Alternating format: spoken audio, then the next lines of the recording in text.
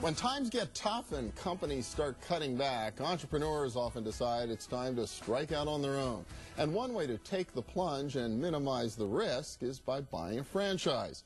Mary McKinney is the director of the Duquesne University Small Business Development Center, and Jim Rudolph knows firsthand the value of franchising. He's the CEO of Ritas Franchise Company. He's also the keynote speaker for an upcoming entrepreneurial growth conference at Duquesne University. Welcome. Good to see both of you. Good to have you here. Thank you. Nice Pleasure to be here. Yeah, Jim, I met you years ago. You were the Wendy's guy. You had the Wendy's franchise here in our region. Correct, Bill. In actually Southwest Pennsylvania. Okay. We had 47 restaurants. We started in 1976. This is a good story. We bought the franchise in 1974 from Wendy's. They had about 23 or 24 restaurants. Wow. And then we opened the first restaurant in June of 76. Wow, so you went for the whole Wendy's ride. Saw it all. From the very beginning to the very end when we sold in 95. Unbelievable. So successful business, obviously. Wendy's was a great company, yet you decided to sell out and sort of become what, the franchisor instead of the franchisee? Well, it didn't happen in that time period, but what we did is we were with Wendy's for, well, 19 years, and we thought that there was an opportunity to exit, and because there's a philosophy, never fall in love with your business. You have to know when to sell, and we just had a lot of invested in that, and business is good, and we thought that was a good time to get out. But that was 95. That was a long time ago. Okay, yeah, so then it was just in the last few years you decided to get back into it. Right. Because what, the opportunity came up to buy Ritas? Well, when we sold in 95, we wanted to do two things: get involved with real estate, which we had a little bit of experience with, and then two, find businesses from a private equity standpoint to buy and oversee. So in the winter of '04, which was 5 years ago, 4.5 years ago, we heard about this Ritas concept that was for sale out of Philadelphia, and obviously we acquired the business. And now you're growing it. Yeah, now we're growing it. Yeah, well, my wife's a Philadelphia native, and she swears by your water ice. She says it's genuine. It's the genuine Philadelphia article. So. Well, water ice is called in Philadelphia, and obviously here it's called Italian ice. Okay, that's right. Well, you know, I've been hanging around with the Philadelphia. Mary, this is a great story, and it really does illustrate what can happen if you have the right entrepreneurial spirit and you make the right choices and you work your butt off. Exactly. And that's what it's all about, trying to come to our conference. And we've got some success stories out of that conference. Many times people will come up and say, hey, it was your conference that sparked me to actually begin my business. I made the contacts there. It's a wonderful opportunity for networking.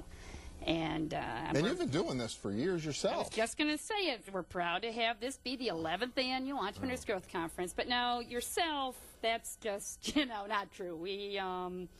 We're the host, and without the support of the community and many of the organizations that spend their life really promoting business in the Pittsburgh area, entrepreneurship, they're really the sponsors of this conference. We're just the host. And we really say it's a place to be because there's so many experts there on entrepreneurship, from people like Jim Rudolph to Dr. Cora Lupi, the founder of Compunetics, which is one of the first Pittsburgh high-tech companies. Exactly, right? Yeah. And he's got such a wonderful story, as does Jim. Both growth companies, people that just went from scratch and grew a company. And for you, I would think in a recession, franchising has some special appeal, I suppose, if you can find the money to actually buy one. Absolutely. We're getting a lot of inquiries in reference to interest in a franchise and interest in being a franchisee. And so hopefully maybe I can pick up some leads from this conference. So we'll see. Yes. I'm always looking for opportunities. Does it give you a little bit of a cushion when you buy an established franchise as opposed to just literally starting from scratch? Most likely. Most definitely it does. I've seen statistics about who was the most successful in business. I mean, the typical sort of period of business growth, and sometimes it determines whether or not you're going to make it, is 5 years. And the people who make it over 5 years are the people who've gotten management assistance. What better way to get management assistance than constantly from your franchisor? So franchisee ownership has a much better success rate. People who've been to a small business development center or another management consulting group. Management help. You can't go it alone in business. There's just so much out there that one person can't possibly know by themselves. Jim, the fact that you were a successful franchisee, do you think that gives you an advantage in helping your own franchisees? Absolutely, because I really understand what they need and what they want and what they expect. And what I think I do and I bring to the company every day is that I was there. I was a franchisee. I was what we call them partners.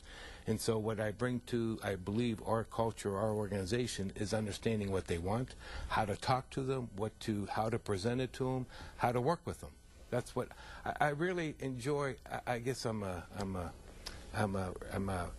expert in franchising because now I've sat on both sides. And I really understand the franchise business because I've looked at so many in addition to being involved with the franchise. It's really cool. And obviously the company started in Philadelphia, but now based here in Pittsburgh. How many states are you in? We're in 18 states. 18 states. Okay, that's really exciting. It's a great story, and people can hear a lot more about that story, but also, I presume, get some tips at the upcoming Entrepreneur Growth Conference. Mary, how do they find out about it? It's on June 4th. Thursday, I guess it's Thursday after the show airs, and our website is www.egc.duq.edu.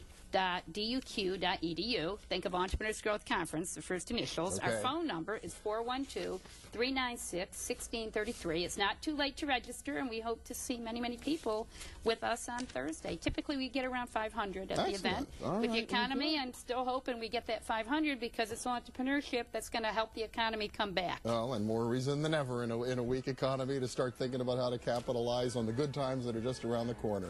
Mary McKinney, Jim Rudolph from Ritas, thank you so much. Bill, thank you. Thank you. It's a pleasure to be here and see everybody at the conference. All right. And we'll be back in a minute with a little more dollars and cents. Stay with us.